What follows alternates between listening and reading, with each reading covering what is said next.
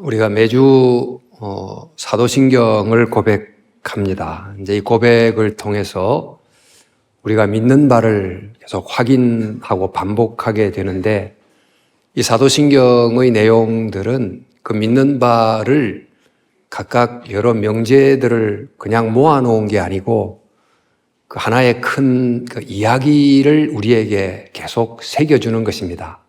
그 하나님의 이야기, 하나님이 세상을 창조하시고 또 타락한 세상을 그냥 두지 않으시고 또 독생자를 보내시고 또 성자를 통해 이루신 구원이 믿는 자에게 역사하도록 성령을 보내시고 또 성령을 통해 성도를 만드시고는 그 성도들에게 또 구원을 주사 또 세상으로 보내어 하나님의 이야기를 계속 써가는 것, 이걸 우리가 매주 사도신경을 통해서 확인하는데, 그 하나님이 우리에게 주신 구원이 뭔가, 그 독생자를 보내시기까지 하심으로 우리에게 주신 구원이 바로 죄사함, 몸의 부활, 영생입니다. 근데 이런 신앙 고백 속에 담겨 있는 단어 하나하나, 창조, 또 그리스도, 독생자, 죄사함, 부활, 영생, 이런 단어는 사실 하나하나가 굉장히 많은 또 깊은 뜻을 갖고 있습니다. 그래서 그냥 쉽게 넘어가서는 안 되고 또 충분히 생각하며 우리 고백해야 되는데, 그러나 사실 그렇지 못하거나 때로는 좀 그 단어를 충분히 잘 알지 못하는 경우도 있습니다. 그 대표적인 경우가 아마 영생이 아닌가 합니다. 하나님이 우리에게 주시는 이제 구원이 영생인데, 그 영생이 어떤 걸까? 우리 영생은 한자말이죠. 영원한 생명, 이렇게 이제 번역이 되어 있고, 영어로는 그 eternal life, 이렇게 번역이 되어 있습니다. 이런 그 한글 혹은 영어 한자의 번역을 통해서 우리는 영생하면 영원히 죽지 않는 것, 이런 정도로 생각할지 모르겠습니다. 자, 그래서 이 영생을 알기 위해서는 그 원어를 좀 알 필요가 있는데, 원어가 조에 아이오니스예요. 이 조에가 생명이고 아이오니스가 영원한 이제 그런 뜻이 됩니다. 이 생명, 먼저 생명을 조에라고 하는데, 성경에 생명을 표시하는 단어가 세 가지가 있습니다. 푸시케라는 단어, 비오스, 조에, 이렇게 세 단어를 사용합니다. 먼저 비오스 하면 영어의 vital, 그러면 이제 생명의 이런 뜻이 있는 것처럼 일종의 그 신체적 생명, 물리적 생명을 뜻하는 것이고요. 또 푸시케 하면 일종의 정신적 생명의 뜻을 담고 있어서 우리 사이콜로지, 이러면 이제 심리학이지 않습니까? 이제 그와 어원이 유사하다고 보시면 되겠습니다. 그런데 이제 조에라고 하는 이 단어는 직역하자면 신적 생명, 앞서는 생물학적 생명, 정신적 생명이라면 조에는 신적 생명, 이렇게 이제 번역할 수 있을 텐데, 우리가 이제 정말 신적 생명을 가졌다는 의미가 아니고 하나님과 연결된 생명, 또 하나님에게 속한 생명입니다.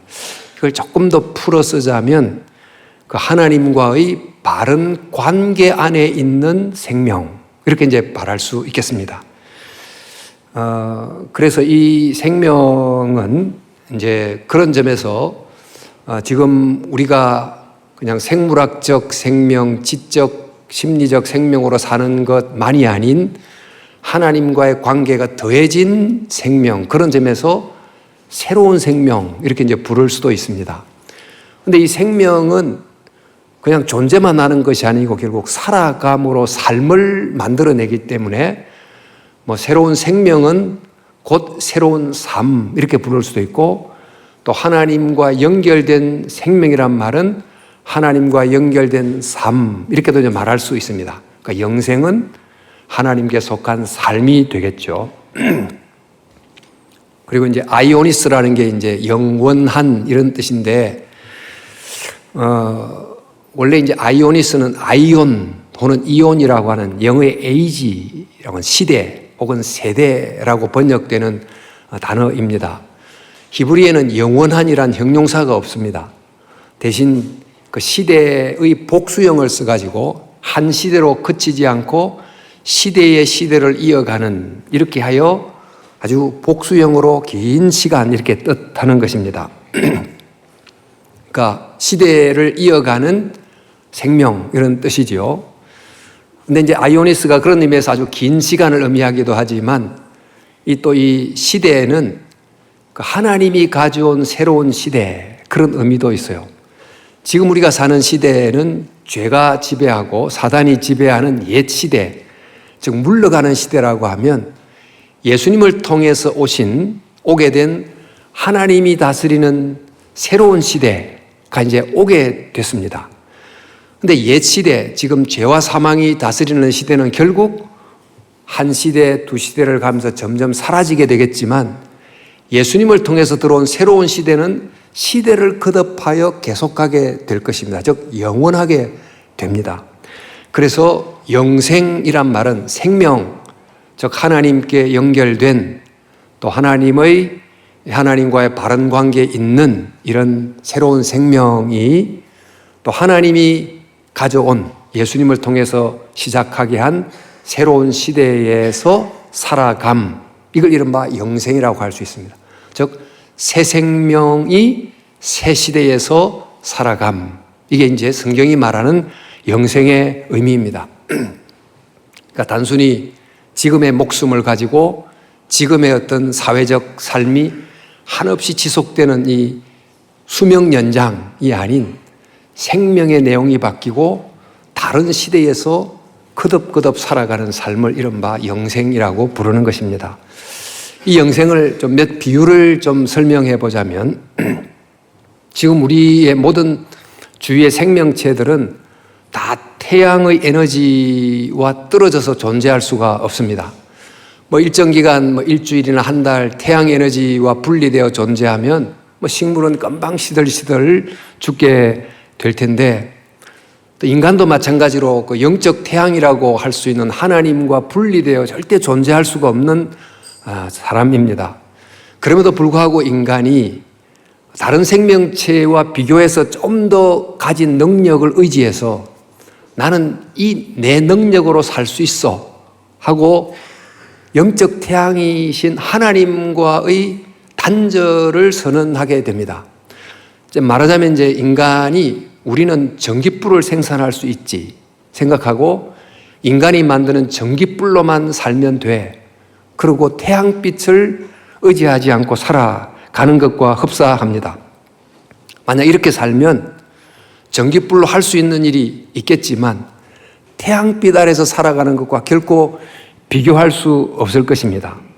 그런데 이런 세상을, 이런 생명과 이런 시대를 살아가다 보니 인간이 사는 생명은 죄를 짓고 이 시대는 어둡고 이렇게 됐는데, 이런 시대 속에 정말 태양이 비치는 새로운 시대가 존재한다는 것을, 즉 하나님이 다스리는 새로운 시대가 존재한다는 것을 예수님이 알려주시게 돼요. 그리고 그런 시대에서 살아갈 수 있는 새로운 생명을 우리에게 허락해 주십니다. 바로 이렇게 하나님으로 인해서 주어진 새로운 시대에 새로운 생명으로 살아가는 것, 이게 바로 하나님이 우리에게 주신 영생이라는 구원이라는 것입니다.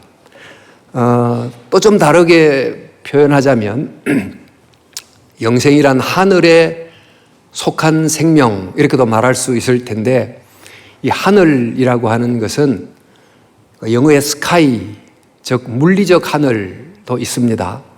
우리가 하늘과 땅 그러면 하늘은 땅과 좀 분리됐긴 했지만 하늘 땅이 하나님이 창조한 모든 물질 세계 전부를 의미하는 이런 보통 명사죠. 천지 이렇게 쓰지 않습니까?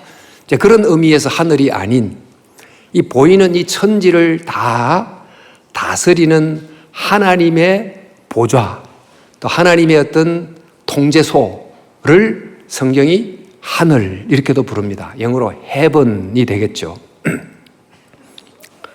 바로 이 하늘과 연결돼야 정말 제대로 모든 게 돌아갑니다. 천지가 마치 거대한 공장이 있으면 중앙 통제소가 있어서 모든 그 기계를 제어하고 그래야 공장이 제대로 돌아가고 우리 몸의 수많은 세포와 장기들도 머리와 긴밀히 연결돼야 건강하게 되는 것과 똑같이 이 하늘과 땅, 이른바 천지, 모든 세상은 이 세상의 그를 만드신 하나님의 어떤 보좌, 이른바 지휘소와 같은 하늘과 연결되어 있을 때, 즉 하늘의 뜻 아래 있을 때 제대로 돌아갈 수 있다는 것입니다. 그런데 지금 우리는 어떤 세상을 살고 있는가? 인간은 그 하늘에 연결되지 않고 스스로가 하늘이 되어버린, 즉 자기 자신이 자기를 다스리는 지휘본부가 되고 심지어 힘을 가지면 타자도 지배하려고 하는 그런 생명을 갖고 살아가게 된 것입니다. 이제 이런 세상에 이제 살아가는 가운데 예수님을 통해서 하나님이 다시 왕으로 오시고 또 아버지로 오시는 새로운 시대가 오게 되죠.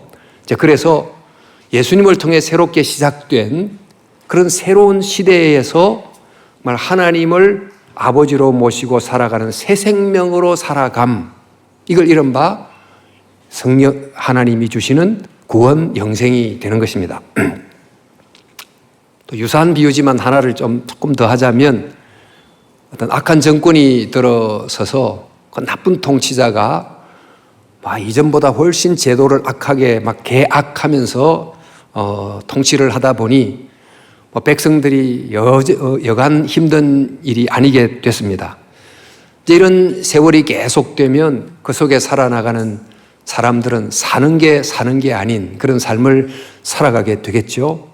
그런데 드디어 새로운 정권이 들어서고 아주 좋은 통치자가 좋은 제도를 이제 사회에 또 적용하면서 서서히 옛 정권의 낡고 힘든 제도는 지나가고 새 정권의 새로운 제도가 이렇게 도래하면서 새 시대가 임하게 될 수 있지 않겠습니까? 바로 이런 새로운 시대에 이제 들어가서 살게 되면 그때부터 삶의 질이 보편적으로 달라지게 될 텐데 바로 이런 하나님이 예수님을 통하여 가져온 새로운 시대에 들어가서 살 수 있는 삶, 이게 이제 이른바 하나님이 주신 영생입니다. 사도 바울의 서신에 종종 나오는 것이 시대를 두 개로 딱 나누자면 죄와 사단이 지배하는 시대, 이 시대는 점점 지나가는 시대고 예수님이 오심으로 의와 하나님이 지배하는 시대가 도래하면서 이렇게 옛 시대는 지나가고 새로운 시대가 이제 들어오게 되는데 바로 그런 의가 통치하는 시대, 죄가 통치하는 시대가 아닌 의가 통치하는 시대로 우리를 초청하시고 우리가 그 안에 들어가서 살아갈 수 있게 되는 은혜를 입었습니다. 이것을 이른바 영생이라고 부릅니다. 바로 이제 영생이라는 것은 요한복음에 주로 표현되어 있기도 하지만 우리 복음서에 따르면 이 영생은 하나님 나라에서 사는 삶이에요. 그러니까 하나님이 왕으로 통치하는 하나님의 나라에서 살아가는 삶이 영생이고 또 다르게 말하면 그 하나님의 임재가 충만한 하나님의 성전에서 머무는 삶이기도 하고 또 우리 모두가 다 참 영적인 고아처럼 하나님 아버지를 떠났거나 하나님 아버지를 배반하며 살아가다가 하나님의 품으로 돌아와 하나님의 집에서 아들로서 살아가는 삶, 이런 다양한 형태로 영생을 설명하고 표현할 수 있습니다. 어쨌든 이렇게 하나님이 우리에게 구원을 베푸시는데 성자를 보내어 우리에게 주시는 구원, 이게 영생인데 이 영생은 예수님을 통해서 이미 시작이 됐고 또 완성이 될 것입니다. 만약 우리가 예수님을 통해서 지금 여기서 하나님과 연결되어 바른 관계를 갖기 시작하면 아직 영생이 완성은 안 됐지만 그 영생을 조금씩 맛보고 경험하기 시작합니다. 그래서 예수님을 믿으면 아직 영생을 온전한 형태로 받지는 않았지만 영생을 얻었다라고 표현할 수도 있는 거죠. 마치 이제 아주 중한 병에 걸렸는데 이 병을 치료하는 정말 좋은 약이 있어서 그 약을 이제 먹기 시작했습니다. 아직 완치는 안 됐지만 내 병은 나았어. 이렇게 말하는 것과 흡사한데 예수님이 그런 말씀을 하시죠. 내가 진실로 너희에게 이르노니 내 말을 듣고 또 나를 보내신 이를 믿는 자는, 즉 예수님을 통해서 그 하나님이 가져온 새로운 시대에 예수님을 통해서 하나님과의 바른 관계가 된 새로운 생명을 얻은 사람은 영생을 얻었고, 이렇게 과거형으로 말해주고 있습니다. 이렇게 시작된 영생은 정말 이제 하나님이 세상을 창조할 때 했던 그 목적이 인간의 타락으로 말미암아 위축되거나 왜곡돼서 잠시 유보가 되고 정지가 됐는데 다시 그 창조의 목적을 향하여 서서히 발전하다가 마침내 이제 꽃을 피우는 완성의 형태로 나아가게 될 것입니다. 근데 이 영생은 분명한 것은 지금 우리가 이 지금의 생명으로 지금의 시대에서 살아가는 그 모든 삶의 경험보다 훨씬 더 높고 훨씬 더 깊고 훨씬 더 풍성한 삶이 된다는 것입니다. 예수님은 내가 이 세상에 온 이유가 있다. 사람들은 지금 다 마치 도둑이 와서 도둑질하고 죽이고 멸망시키는 이러한 삶의 질을 살아가고 있지만 내가 온 것은, 하나님이 성자를 이 세상에 보낸 것은 양으로 생명을 얻되 더 풍성히 얻게 하려 함이라 라고 요한복음 10장 10절에 이야기하게 된 것입니다. 그래서 이 영생이라는 것은 단순히 지금의 이 생명과 지금의 이 질의 삶이 그저 무한 지속되는 게 아니다. 이 영생은 지금 우리의 살아가는 생명의 질 자체가 바뀌고 또 우리가 살아나가는 시대가 바뀌어서 새로운 생명으로 새로운 시대를 살아나가는 것이다 라는 것입니다. 그럼 이제 그런 것이 대체 어떤 모습일까? 사실 우리가 상상하기가 쉽지 않습니다. 그리고 또 성경은 완성된 형태로 그 영생이 어떤 것일지를 아직은 보여주지 않습니다. 다만 그 영생에 관한 스냅 사진 몇 개를 통해서 대략 짐작할 수 있게 해주는데, 그걸 통해서 오늘 좀 간단하게나마 그 영생이 어떤 건지를 한번 보려고 해요. 첫 번째, 그 영생은 하나님과 함께함으로 계속 하나님을 닮아가는 생명일 거다. 우리 사도 바울의 말씀 구절 중에 우리가 지금은 거울로 보는 것 같이 희미하나 그때에는 얼굴과 얼굴을 대하여 볼 것이요 지금은 내가 부분적으로 하나 그때는 주께서 나를 아신 것 같이 나도 주님을 온전히 안다. 이런 이제 표현이 나오죠. 요즘 거울과 달리 옛날 거울은 청동을 가지고 만든 거울이라서 희미합니다. 별로 잘 안 생겨도 잘생기게 보일 수 있는 그런 청동 거울인데, 지금 우리가 하나님을 예배하러 나와서 하나님을 본다고 하지만 사실상 하나님을 제대로 잘 볼 수가 없죠. 또 하나님을 느낀다고 하지만 아주 미미하게 느낄 정도입니다. 근데 만약 우리가 지금보다도 하나님을 좀 더 잘 볼 수 있다면, 지금보다 하나님을 좀 더 깊이 느낄 수 있다면 우리가 굉장히 달라질 것이고 또 우리의 어떤 영적 시야가 엄청나게 넓어지게 될 것입니다. 우리 달에 보면 초생달, 금음달이 있습니다. 그러니까 달은 태양의 빛을 받아서 반사하는데 태양빛을 반사하는 부분이 아주 귀퉁이만 있습니다만 보름달 경우는 태양빛을 온몸으로 받아서 충만히 반사를 하지 않습니까? 그러니까 주님을 얼굴과 얼굴을 본다는 시적 표현처럼 좀 더 깊게 친밀하게 보게 되면 우리가 주님의 영광을 바라봄으로 그 영광을 반사하는 존재로 바뀐다는 거예요. 우리 안에 하나님을 닮은 모습이 생긴다는 것인데, 고린도후서 3장 18절에 보면 우리가 다 수건을 벗은 얼굴로 거울을 보는 것 같이 주의 영광을 보매 그와 같은 형상으로 변화하여 영광에서 더 높은 영광으로 이르니 곧 주의 영으로 말미암음이라 이렇게 말씀했습니다. 실제로 여러분의 신앙생활 속에 일반적으로는 큐티를 하거나 말씀을 들어도 특별한 경험이 없는 경우가 많으나 어떤 경우에 문득 말씀이 굉장히 은혜가 되고 또 어떤 기도 중에 특별한 체험을 하거나 이러면 그 시간이 길지는 않지만 그 시간이 영원한 현재가 돼서 1년 동안 10년 동안 내 삶에 어떤 빛이 되는 그런 순간이 되지 않습니까? 지금 함께 모여가지고 그런 또 신앙에서의 경험을 한번 나눠봅시다. 그러면 정말 하나님이 여러 사람들에게 다양한 모습으로 찾아가신 그런 은혜의 간증들을 굉장히 들을 수 있을 거라고 생각합니다. 제게도 아주 가끔이지만 이제 그런 순간들이 있으면 그것들이 정말 하나님을 향하여 얼마나 마음을 열게 하는지 모릅니다.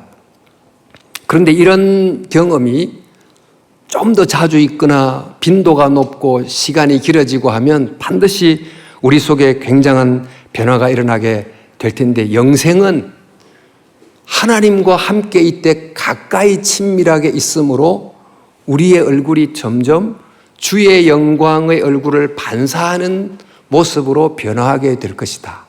영생의 모습이 그럴 거라는 것입니다. 우리 찬송가 305장 우리 가장 자주 부르는 찬송가 4절에 보면 거기서 우리 영원히 주님의 은혜로 그 다음 해처럼 밝게 살면서 주 찬양하리라.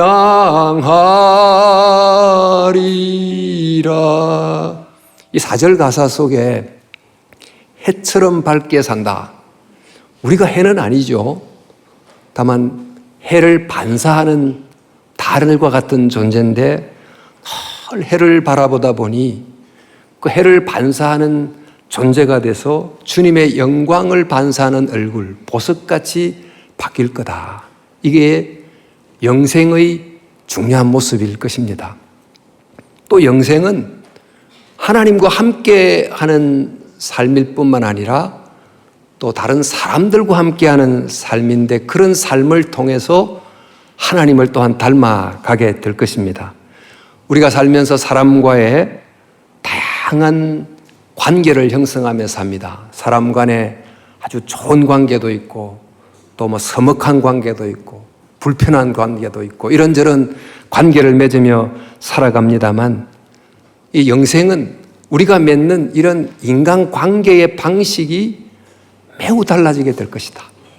지금 우리가 경험하는 자기중심적이고 또 자기를 기준으로 삼고 평가하고 판단하고 저울질하고 이용하고 하는 등등의 우리가 보는 때로는 우리를 실망케 하고 상처를 주는 인간관계와는 다른 형태의 인간관계를 경험하게 될 것 같습니다. 예수님이 그 당시 세리와 죄인들 사람들이 만나서 밥도 먹으려고 하지 않았던 사람들과 함께 식사를 같이 하셨어요. 그들과 식사를 함께 한다는 것 자체가 일종의 스캔들이었는데 예수님께서 배제하고 배척하고 차별하는 그 옛 시대의 인간관계의 방식을 버리고 앞으로 다가오게 될 영생의 인간관계를 이 식탁 공동체를 통해서 미리 앞당겨서 제자들에게 보여주신 것입니다. 영생은 여러 이유로 차별하고 배제하고 이런 것이 없는 서로를 존중하면서 함께하는 이런 공동체가 될 것이다. 또 예수님의 부활 이후의 삶에 관한 언급 중에 좀 주목하고 싶은 것이 부활한 다음에는 장가가고 시집가는 일이 없을 거다라고 하는 말씀을 하셨어요. 아니, 부활한 다음에는 뭐 그런 시집가고 장가가는 일이 없으면 하나님 나라에 가면 뭐 사랑이라는 것도 없는가? 뭐 그런 질문이 들 수도 있습니다. 근데 이 땅에서 우리가 경험하는 이 사랑이라고 하는 것은 대부분 나 자신의 결핍 때문에 상대를 필요로 하는 사랑이죠. 그러니까 내 결핍을 채워줄 누군가를 좋아하고 그와 가까이 있고 싶어 하고 때로는 소유하려고 하는 이런 결핍에서 나오는 사랑이 많습니다만, 이 하나님 나라에서는 그 하나님의 은혜를 충분히 받아서 내 속에 결핍이 아닌 하나님의 은혜로 말미암아 사랑이 흘러 넘침으로 내 필요를 채워주는 특정인만 특별히 사랑하지 않고 모든 다수를 풍성하게 사랑할 수 있는 그런 어떤 인간관계가 되지 않을까, 이런 생각을 해보기도 합니다. 자, 이런 인간관계는 아마도 삼위일체 하나님 속에 나타난 삼위가 일체가 되는 그런 참된 이 사랑의 원형을 점점 닮아가는 삶이 될 것입니다. 여러분도 지금 살면서 혹시 굉장히 깊고 진실한 사랑의 관계를 또 맺게 됐다면 바로 그런 관계를 통해서 영생에서 누릴 수 있는 그 깊은 인간관계를 잠시 엿볼 수 있는 창문 역할을 할 것입니다. 참 이런 깊은 진실한 사랑이 계속될 수 있다면 이런 이제 생각을 하기도 하지 않겠습니까? 이제 그런 관계가 뭐 부부 간에도 있을 수 있고 또 뭐 부자 간에도 있을 수 있고 또 친구 간에도 있을 수 있고 그럴 텐데, 정말 좋은 분들과 함께하는 어떤 인간관계는 앞으로 있게 될 영생에서의 인간관계를 잠시 엿보게 해주는 이제 도구가 됩니다. 근데 여러분들도 이제 그런 너무너무 기억에 남는 좋은 분들 또 좋은 만남이 많이 있을 텐데, 제게 이제 잊을 수 없는, 지금도 그분 생각만 하면 그저 마음이 따뜻해지는 한 분이 있습니다. 제가 이제 미국 유학을 갔던 첫 해에 그 로한 그리어라고 하는 미국 교수님이 계셨는데, 사실 미국 생활 적응도 못하고 수업도 제대로 따라가지 못하는 쩔쩔매고 있는 이 한국인 한 학생이 그 첫 학기 때 뭐 영어 페이퍼를 내면 그 얼마나 어설프기 거지 없겠습니까? 저도 신대원에서 학생들 강의하다가 학기 말 숙제로 이제 페이퍼를 받으면 아이고 이게 논리가 맞나? 이 왜 이렇게 글이 이런 식이지? 그러면서 화가 막 나기도 하고, 그런데 그 엉성한 영어로 페이퍼를 쓴 거를 제대로 읽고 싶겠습니까? 사실 미국 교수들 중에 그 페이퍼를 정성으로 읽는 교수가 별로 없는데, 이분은 그 문법을 뭐 고치는 건 말할 것도 없지만 제가 한 15페이지 페이퍼를 쓰면 코멘트를 이 펜으로 15페이지 달아서 부시는 그런 분이셨어요. 제가 이제 이분을 만나면서 한 사람에 대해서 이렇게 정성을 다할 수 있구나. 사실 낯선 한국에서 오는 좀 이 부족한 학생 한 명에 대해서 그렇게 하지 않아도 충분한데 저렇게 정성을 다할 수 있구나 하는 그 모습을 보면서 영생에서의 인간관계가 저런 게 아닐까, 그런 생각이 문득 들기도 했습니다. 만약 그런 인간관계가 있다면 천국이 그곳이 아니고 어디일까요? 또 미래의 영생은 어떤 것일까? 분명히 부활의 몸을 입고 살아갈 텐데 그 삶은 지금 우리가 몸이 갖고 있는 감각보다도 훨씬 더 정말 잘 훈련되고 아름다운 감각을 가지고 살아갈 것 같습니다. 우리도 지금 이 오감 때문에 보고 듣고 맡고 뭐 촉각하고 이런 것으로 살아갑니다. 근데 이 중에 하나가 좀 문제가 생기면 얼마나 불편해지는지는 알고 계시잖아요. 제가 동물의 왕국을 가끔 보면 이 새들이 날아가다가 이 강으로 다이빙을 해가지고 물고기를 딱 하나 잡고는 하늘로 올라오는데 그냥 꿀꺽 삼키는 모습을 봅니다. 아니, 물고기가 무슨 맛인지 그것도 모르고 그냥 삼키고 마나? 그런 생각이 드는데 우리는 정말 그 많은 요리를 통해서 얼마나 다양한 맛을 즐기며 살아가고 있습니까?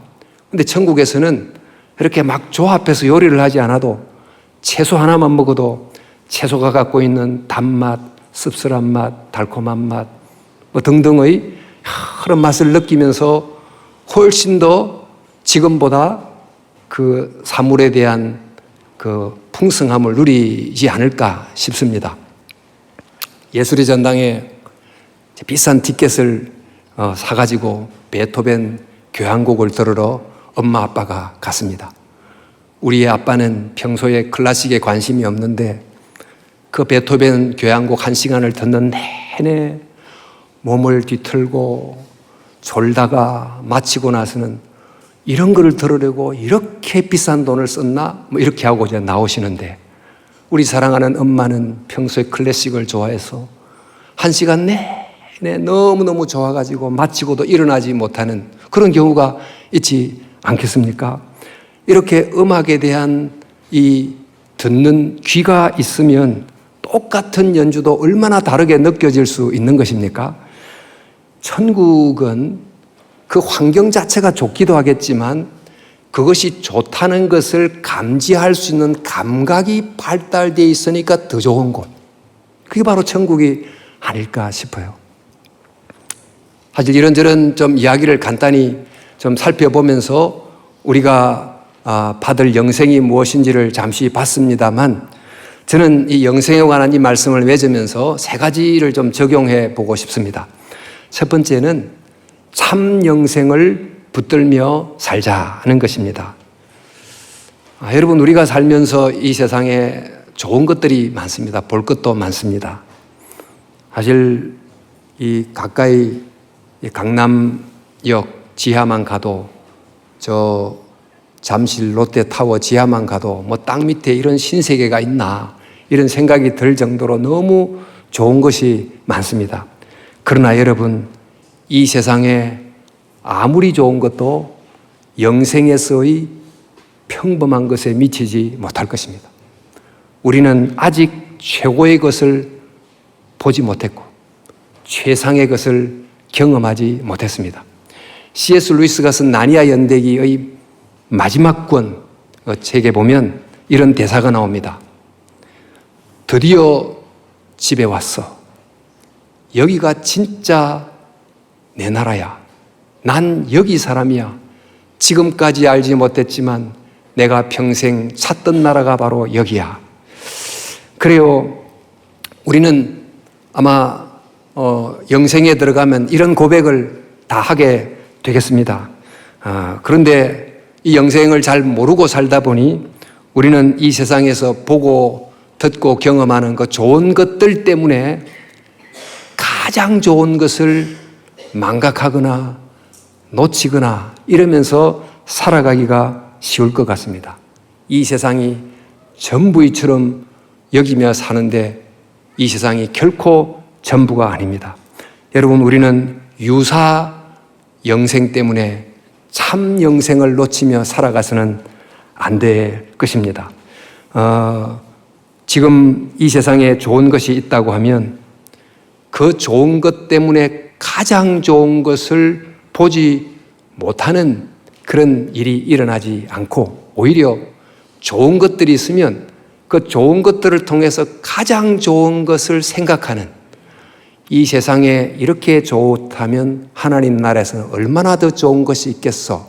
이렇게 하면서 더 좋은 영생을 상상하는 영적 상상력을 가지고 살아가는 저와 여러분들이 되면 좋겠습니다.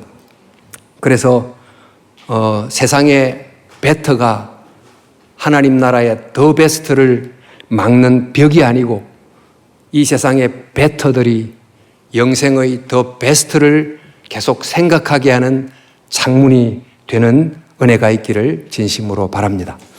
두 번째 생각하고 싶은 것은 영생의 소망을 가짐으로 이 아픔의 땅을 통과하며 살자는 것입니다.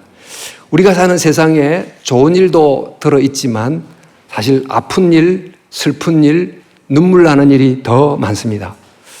저도 이제 목회를 쭉 해오면서 참 성도들의 가정에 일어나는 아름답고 또 좋은 일들을 많이 알고 함께 웃고 하는 시간을 가졌습니다만은 그와 반대로 너무 마음이 먹먹해서 무슨 말로 말해야 될지 어떻게 할 수 없는 그런 순간들도 적지 않았습니다. 정말 착하게 성실하게 살았지만 웬 갑자기 닥쳐온 이런 질병 때문에 그렇게 고생을 하시고 또 너무 선하게 살았는데 좀 악한 사람을 만나서 이런저런 마음고생, 물질 손해를 크게 보는 경우도 보기도 했고 또 세상을 일찍 떠나가는 등등의 이런 여러 슬픔의 모습을 보면 왜지? 왜 이런 일이 일어나야 되지? 이런 질문 앞에서 정말 답을 할 수 없는 경우가 들어 있었습니다. 그런데 가만히 생각하면서 그러나 영생이 있다면 이런 모든 질문에 대한 답이 가능하겠구나 이런 생각을 하게 된 것입니다. 이 세상이 전부가 아니라 영생이 있다고 하면 이 땅에 설린 모든 슬픔과 눈물은 충분히 보상될 수 있겠다 이런 생각을 하게 된 것입니다.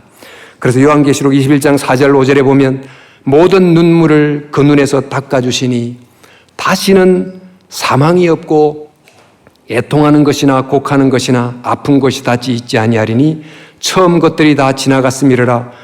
보좌에 앉으시니가 이르되 보라 내가 만물을 새롭게 하노라. 새로운 시대 새로운 생명으로 살아가는 영생을 약속하신 것입니다. 여러분, 이 영생은 이 땅의 고통을 도피하기 위한 심리가 만든 상상의 산물이 아닙니다. 하나님이 독생자 예수 그리스도를 십자가에 달려 죽게 하심으로 우리에게 이루신 구원의 실체입니다. 이런 영생의 소망이 있으면 이 소망은 이 땅의 슬픔을 통과하고 이 땅의 눈물을 통과하게 하는 하나님이 주시는 강력한 힘이 될 줄로 믿습니다. 지금 이곳에 힘들고 어려운 분이 계실 것입니다. 너무 억울한 마음 때문에 힘든 분이 계실 것입니다. 그러나 이 영생의 메시지가 주는 것은 이 땅의 삶이 전부가 아니라는 것, 영생이 있다는 것, 이 소망을 가지고 살아갈 수 있기를 축원합니다. 마지막으로 이 영생이 주는 메시지는 영생은 미래에 주어지는 거지만 현재 누리며 살아갈 수 있다는 것입니다. 여러분, 영생은 시간의 길이 문제가 아니고 시간의 질의 문제입니다. 만약 우리가 지금 여기서 하나님과의 사람과의 바른 관계 안에 들어가기 시작하면 그 영생은 지금부터 조금씩이라도 경험되고 누려질 수 있습니다. 그런데 이 영생이 어떤 모습일까? 저는 이 사람의 이 모습이 사람으로 살아가는 것이 무엇인지를 보여주는 중요한 이콘이 된다고 저는 종종 생각합니다. 사람이 지금 서서 이렇게 다니죠. 위로 하늘을 쳐다볼 수 있고 옆으로 자유로운 손으로 옆 사람을 손을 잡을 수 있고 또 내가 있는 땅에 발을 딛고 서 있는 이 인간의 모습이 영생의 삶을 살아가는 삶이 어떤 것인지를 알려주는 중요한 상징이 된다고 생각합니다. 여러분, 우리가 위를 쳐다본다는 말은 인간이기 때문에 인간의 유한함도 알고 내가 하나님의 은혜로 존재한다는 걸 알면서 하나님을 인정하고 하나님을 예배하며 사는 것이지요. 이게 인간으로 사는 것입니다. 하나님을 부인하지 않고 하나님을 인정하고 사는 것이 인간으로 사는 것입니다.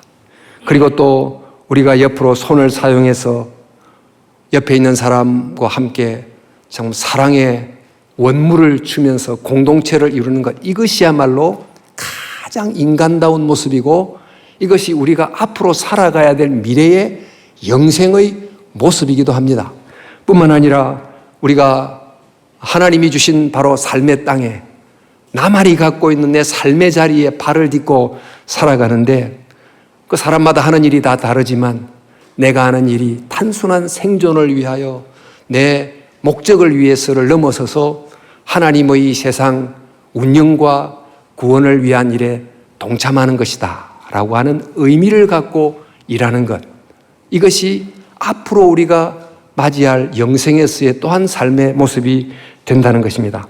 그러므로 성도 여러분, 지금 어떤 상황에 있으시든지 앞뒤가 막히고 좌우가 막혀도 하늘로 옆이 열린 하늘을 쳐다보면서 더 위로 하나님을 쳐다보고 생각하십시오. 하나님이 나를 붙드신다. 나는 하나님의 은혜로 살아간다고 생각하고 더 많이 감사하고 살아가면 미래에 누릴 영생을 지금 맛보기 시작하는 것입니다. 옆에서 만나는 사람들, 오늘 내가 누군가를 만날 텐데 바로 그 사람은 하나님이 내게 보내준 천사라고 생각하고, 특별히 소자를 만나면 예수님이 소자의 모습으로 오셨다고 생각하고 한 사람에게 정말 마음 다해서 사랑하며 살아간다면 앞으로 우리가 살아갈 미래의 영생을 이곳에서 맛보며 이게 사는 거구나, 이런 경험을 하게 될 것입니다. 뿐만 아니라 우리가 하는 일, 정말 정성을 다해 사는 것 또한 영생의 모습이 되는 것입니다. 성도 여러분, 저는 이제 사도신경 20번째 이제 강해 설교를 오늘로 마치고자 합니다마는, 하나님이 세상을 이처럼 사랑하사 독생자를 주시기까지 우리에게 구원을 주신 그 구원이 뭡니까? 바로 영생입니다. 이 영생, 하나님 우리에게 앞으로 주실 것이고 이미 주셨습니다. 우리가 매주 사도신경 신앙을 고백할 때마다 우리를 사랑하사 베푸신 그 영생이 어떠한 것인지를 알고 그 영생을 바라보고 소망하면서 지금 이 자리에서 영생을 경험하며 살아가다 하나님 나라에 다 이르는 저와 여러분 될 수 있기를 주님의 이름으로 축원합니다.